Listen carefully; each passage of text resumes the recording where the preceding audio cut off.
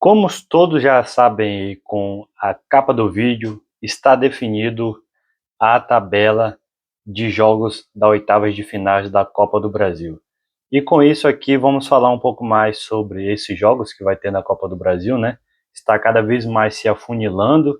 É uma Copa do Brasil que traz muito dinheiro para quem ainda continua disputando. E vamos ver quais são os favoritos e quais são os jogos assim que chamam mais atenção até então. Começando pelo clássico carioca, né? Vasco e Fluminense. Vale ressaltar que esses jogos vão acontecer depois da Copa do Mundo. Então, tipo, a gente não sabe muito o que vai ser em questão de técnico, né? Já que o Renato Gaúcho está passando por um mau momento aí no Vasco. Além de também ter contratações que vão acabar impactando tanto os times que vão se enfrentar. Afinal, o Fluminense aí está perto de negociar o Ganso. Se bem que o Ganso não vem jogando há muito tempo, mas é um jogador do time.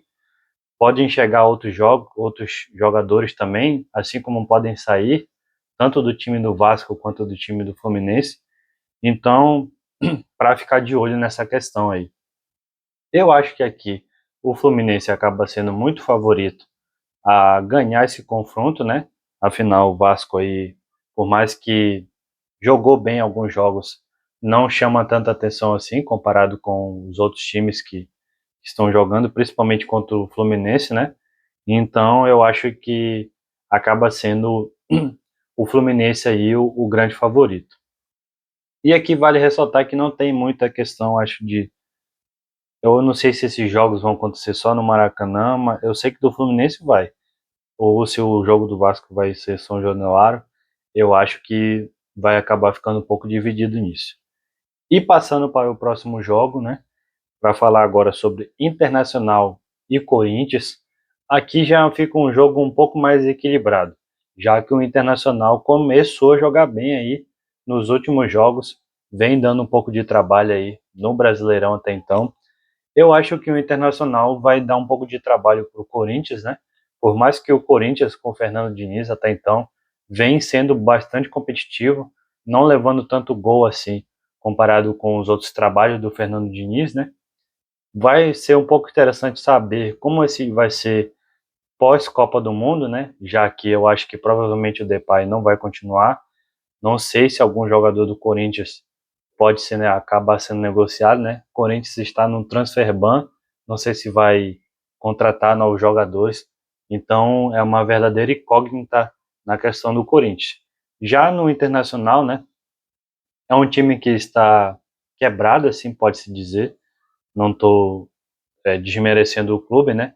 Mas é assim mesmo que o próprio presidente fala, que não tem dinheiro para contratar, quer mais se livrar de alguns jogadores caros do que contratar, mas o Internacional vem jogando muito bem aí com o seu técnico Pesolano aí. Não sei se vai estar na mesma pegada para esse pós-Copa, né? Basicamente, quase todos os jogos aqui pós-Copa vão acabar chamando atenção, já que vai ser uma nova pré-temporada para esses times que não vão ter tantos desfalques assim em questão de convocação com os seus jogadores. O Internacional joga o primeiro jogo em casa e vai decidir fora de casa. No caso, o mando de campo vai ser do Corinthians na Neoquímica Arena. O próximo. E aqui eu acho que fica 45-55 ou 50-50 nesse confronto de Internacional e Corinthians. Passando para o próximo jogo, né, agora sobre Mirassol e Grêmio. Mirassol que vai enfrentar o Grêmio jogando em casa o primeiro jogo. Mirassol aí que nessa temporada vive muito mais baixos do que altos, né? Afinal, vem jogando muito bem na Copa Libertadores. Pelo menos nas Copas o Mirassol está se saindo bem, né? Se classificou para oitavas de finais. Então, vamos ver como é que vai ser o Mirassol aí nessa segunda etapa pós Copa do Mundo. Assim como o Grêmio também se torna um time muito altos e baixos também. O Grêmio vem jogando muito mal aí. Vai, se eu não me engano, disputar a 16 alvos, eu acho, da Sul-Americana, né, já que não conseguiu se classificar em primeiro no grupo que tinha na Sul-Americana. No Brasileirão, tá tendo muitos jogos oscilantes, assim, uma hora ganha, outra hora perde. Então fica um negócio muito difícil de definir, né? O próprio técnico ali está passando por um momento difícil no clube, eu não sei se vai continuar pós-Copa do Mundo. Aqui é um confronto também bastante equilibrado em questão que os dois estão em momentos ruins até então. E o Grêmio vai decidir dentro de casa no segundo jogo. O próximo jogo é para falar sobre Atlético Paranaense contra a Vitória. Aqui são dois times que estão jogando bem, né? Fim das contas, assim, pelo o tipo de futebol, os dois jogam um futebol aceitável, né? Pro que tem de elenco. O Atlético Paranaense vem jogando muito bem, é G4 nesse Brasileirão. Passou por um momento de oscilação nos últimos jogos, mas ganhou contra o Remo, né? Retomou confiança aí para essa reta final. Tem um atacante que está fazendo muito gol aí, esqueci o nome dele agora, mas eu sei que ele é colombiano. E o Atlético Paranaense joga em casa o primeiro jogo e vai jogar fora de casa contra o Vitória, né? O Vitória que jogou muito bem contra o Flamengo, tanto nos dois jogos, por mais que acabe perdendo o primeiro jogo, jogou bem o segundo também dentro de casa. O Vitória que dentro de casa até então acaba sendo um inferno para os seus times adversários. E aqui, já finalizando, o quinto jogo, Atlético Mineiro e Juventude. Aqui já é um jogo muito mais assim que eu acho que o favoritismo de Atlético Paranaense e Vitória, aqui também eu acho que está 55-45 ou 60-40. Voltando para o Atlético Mineiro. O Atlético Mineiro aqui, ele é o grande favorito desse jogo, né? Afinal, o Atlético Mineiro vem jogando bem com o seu novo técnico ali. Tem algumas oscilações uma hora ou outra, mas o Atlético Mineiro tudo indica que vai contratar, né? Nessa janela de mediano. O Fred aí é aquele mesmo, o Fred da Copa do Mundo, que acabou subindo mais do que deveria para a marcação, vai acabar vestindo a camisa do Atlético Mineiro, se tudo indica, para essa reta final de temporada do Atlético Mineiro. Já o Juventude, né, é um time de Série B, um time que está, se eu não me engano, na nona ou na oitava posição da tabela da Série B, pelo menos na última vez que eu vi. Eu acho que não vai fazer muito, não é que eu diga assim, mas não vai acabar dando muito sofrimento para o Atlético Mineiro. Afinal, acaba decidindo em casa, né? Ganhou do São Paulo em casa, então vamos ver o que vai acontecer até então. Aqui o favoritismo eu acho que fica mais para o lado do Atlético Mineiro do que do Juventude. O próximo jogo, Santos contra Remo.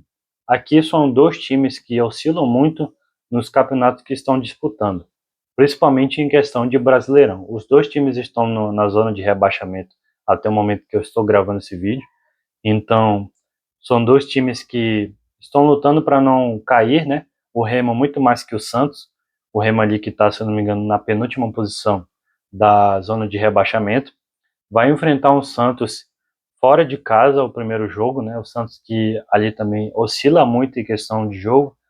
Jogou muito bem no último jogo contra a Sul-Americana, mas foi contra um time muito frágil. O Remo é bem mais superior do que o time que o Santos ganhou.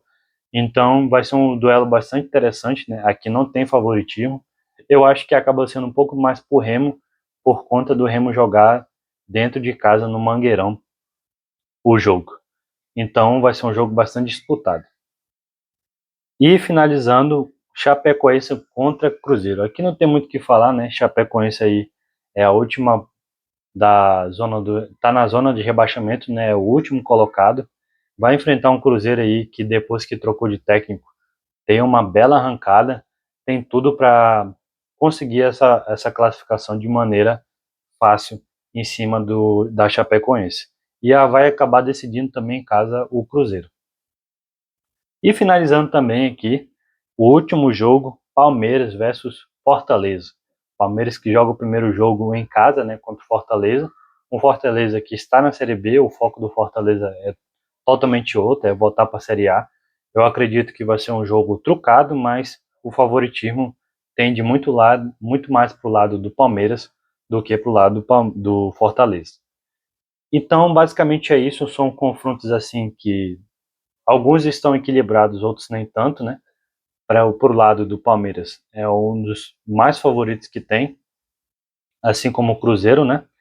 Então eu quero que você comente aqui o que, que você achou desses jogos, quais são os jogos que você acha que vai ser mais difícil de se, no caso do time enfrentar o outro, né? E também eu quero que você dê um gostei no vídeo e se inscreve no canal.